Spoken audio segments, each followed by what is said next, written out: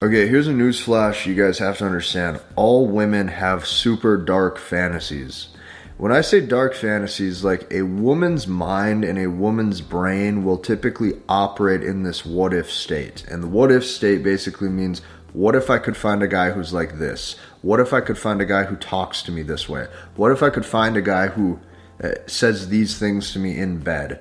What if I found a guy who was spontaneous like this? Okay? This what if factor in a woman's brain leads to her dark fantasies. And what I'm going to be showing you is the 3 dark fantasies of female nature that virtually every single woman has, but virtually every single woman keeps these a secret because they don't want to be viewed as different. They don't want this to come across as taboo. And they also want to keep up their good girl appearance or their good girl persona. Plus, another thing that I totally forgot to mention, if more guys knew this, like, these secrets would even make average men super attractive, which is one thing that women do not want you to know. So if you stick with me for the next 5 to 15 minutes, this is totally going to change your life, because when you understand attraction at a fundamental level, this helps you well into your later years, so you can actually have good, solid relationships with a woman or the women who come into your life 24/7 without pullbacks or being left for another man. Like, these things are super important. So, okay, I'm gonna put this picture up on the screen. I was talking to a girl who I know on Instagram who was from my state. She now lives and moves into a different state. So I was talking to her, and I didn't know I thought she moved solo. So she goes, I went with a boyfriend. I go, oh, LOL, I did not know that. That's good though. She goes, yeah, most don't. We broke up. I go, oh, sad, LOL, how come? She goes, good guy, wish him well, I just didn't want to settle. And as soon as she said that, didn't want to settle, I knew right away. Like, he wasn't what I wanted in bed, he wasn't dominant enough, he didn't make me feel like a woman, so I just straight up asked, like, I don't give a fuck. I go, AK, that means refuse to bring out the handcuffs and the whips, LOL. She goes, if I have to ask, I don't want it. So there's 2 things here. The first thing that I want you to take note of is her subtly agreeing with me by saying, if I have to ask, I don't want it, meaning yes. That was the type of experience I was looking for, is basically what she just said. That's the type of experience I want, and that's the type of experience he couldn't fulfill. Therefore, he could be a good guy. This is what you have to understand. This girl has turned and burned a lot of boyfriends over the years that I've seen, okay? When she says he's a good guy, I wish him all the best, but I don't want him. A guy can have the best job. You can be the best looking. You can be the best stable guy long term. You can be there for her at all times. If you lack these internal dominant masculine characteristics, you are going to be dumped because she does not feel the right way about you, because you are not actually unleashing your true masculinity. This is something that not a lot of guys are ever told. So what I'm going to do today is show you the 3 fantasies that all women have, but they will not tell you, okay? Number 1, they are wanting a dominant man inside and outside of the bedroom. Okay, let's first start off with what that means inside of the bedroom.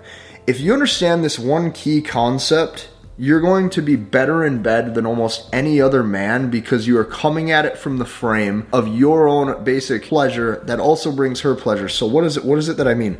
What I mean by that is a woman gets pleasure from knowing she can please you. Okay, say that one more time. Let that sink in. A woman gains pleasure inside of the bedroom from knowing that she can please you. Okay, this is why love stories or fantasies like 50 Shades of Grey or any love novel where she's with this hyper-masculine man that swoops her off her feet and all this is why it's so popular in the woman's brain, is because when a woman knows that she is deriving pleasure from pleasing you, you all of a sudden get to be boss daddy in charge. And what is boss daddy in charge? Okay, you tell her the positions you want her in, you tell her how you want her to do it, you applaud her. Okay, you applaud her when she's doing certain things properly. You direct her and tell her when she's not doing things properly. You lead her through that experience. That's very sexy to a woman. But that's only the first side of the coin. Okay, majority of men today, especially if you're watching YouTube videos on attraction, you already know that women like dominant men inside of the bedroom who can lead her. That's a given. It's been in every love story for the past 40 years. But let's take that on the other side. What does being dominant outside of the bedroom mean? Okay? It means that you value her opinion and you're not a dick, right? You're not a jackass about things, but you are picking the dates, you're picking the times, you're setting the frame and the expectations, you're setting the boundaries in the relationship for how the interactions are going to run. Okay, if she tries to test or push for no specific reason, you're able to set the frame and say that's not accepted, and you will walk away if necessary. That's the first. When you show that you're not only dominant inside of the bedroom, but you're a dominant man outside of the bedroom, and yes, that does include tackling your goals dominantly with conviction in life too. That is what happens when a woman sees that you are basically the total package. And that is why what I've called it on this channel for so many years is I've called it full stack. You have to have majority of every single area dialed in, because when you do, what happens is you literally become irreplaceable. So here's what I want a lot of men to know and a lot of men to understand about this is when they hear that, they say, man, I got to have every area of my life dialed in. That sounds really daunting. What does she have to bring to the table? The truth is this, it's only in your best interest, because the better you get at your own life at becoming a man, the higher caliber, more attractive, more feminine women you get, okay? So if you first start this journey and you can pull attractive women, but they're not the highest quality, what's going to happen is through years and years of experience, you are going to basically be able to pull a much hotter, more attractive feminine woman in due time. So this is a woman's first fantasy, being a dominant man inside and outside of the bedroom, okay? Number two, the second fantasy that all women crave is this, a pre-built man. Okay, pre-built man, what I'm going to describe this as alpha and basically beta all wrapped up in the same person. So when I say alpha, that is every single characteristic that it takes to make a woman aroused and get wet for you. You have to understand these things. That's going to be you putting on muscle mass, you having a low body fat, you talking strong and dominant and direct, okay? You being able to seduce and have good game and have flirtation. Okay, you maybe even look like a little bit of a bad boy. Maybe you're willing to say the edgy things, you do the edgy things, you're taking those risks that most would appear taboo if they said them in public. You're able to say the things and kind of get away with it. And when she sees that you're this type of guy, it makes her think one thing. It makes her think, I want to have sex with this guy. It's very important. It's very important because she does not necessarily want to have a relationship with him yet. Okay, keep that in mind, yet. But in due time, if you're a true pre-built man, she will. Here's what I mean by this.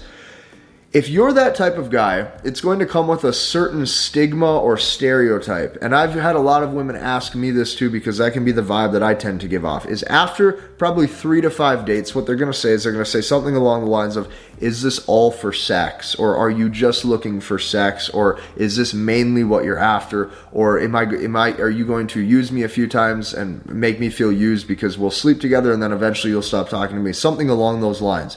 If you have those characteristics that trigger a woman's sex aspect in her brain, it's going to be very arousing and she's going to want to see you. However, what she's scared of is she's going to be scared of getting hurt if the relationship were to end.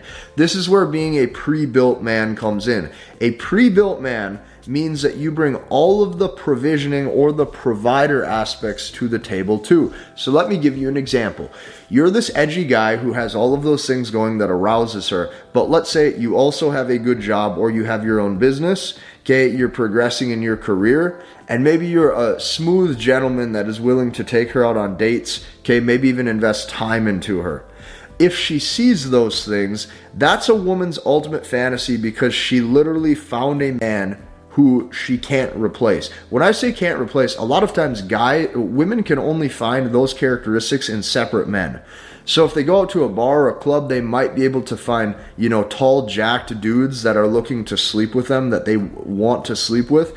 But those aren't guys that they would actually want to be with. Those are guys they want to sleep with and reproduce with. On the flip side of that, and those are the only traits that guys have a lot of times. On the flip side of that, when it comes to your cookie cutter business owner, or your cookie cutter accountant, or your cookie cutter doctor that has a great job and makes a great salary, she can only find those aspects in certain men, and she's attracted to that. She's attracted to the security. She's attracted to the status of the occupation. She's attracted to the fact that this guy could provide for her. However, here's the issue with it, is that in no way, shape, or form can she find both of them in the same guy. When you're pre-built and you step out into the dating game, oh yeah, your dating life gets a hell of a lot easier.